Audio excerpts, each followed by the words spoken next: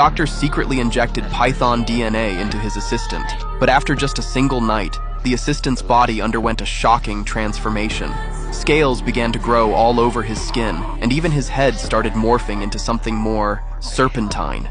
Horrified by the grotesque mutation, the doctor immediately gave him another shot. He was eager to witness a miracle.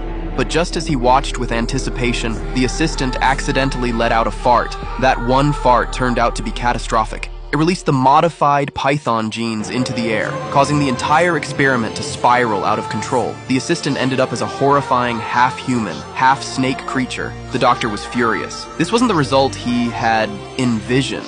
What he truly wanted was to fully transform a human into a snake. That's why he had tricked the assistant into getting injected in the first place. But everything fell apart at the crucial moment. Enraged and humiliated, the doctor boxed up the assistant and sold him for cheap to a struggling circus in town. To everyone's surprise, the once dead circus business suddenly boomed. Since acquiring the Snake Man, crowds had been lining up non-stop, all drawn by the bizarre new attraction. What no one realized, though, was that this Snake Man wasn't wearing a costume. He was a real, genetically modified human being. The man desperately wanted to cry for help, but not a single sound could come out of his mouth. Meanwhile, Dr. Jack wasn't done with his twisted experiments. He began searching for his next test subject. This time, he went to a university and approached his old friend, Professor John. He lied, saying that his previous assistant had suddenly run off and pleaded for help in finding a replacement. Out of friendship and trust, Professor John didn't want to say no, so he introduced one of his students, Nick.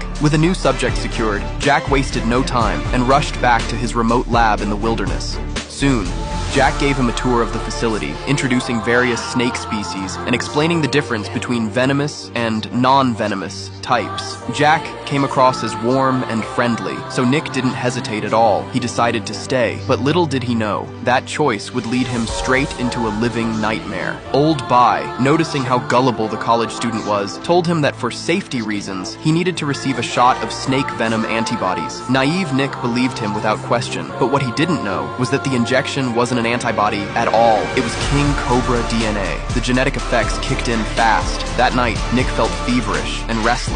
When he finally woke up, he realized he had been unconscious for a full 7 days and nights. He looked in the mirror and was horrified to see that his skin was peeling off in large patches.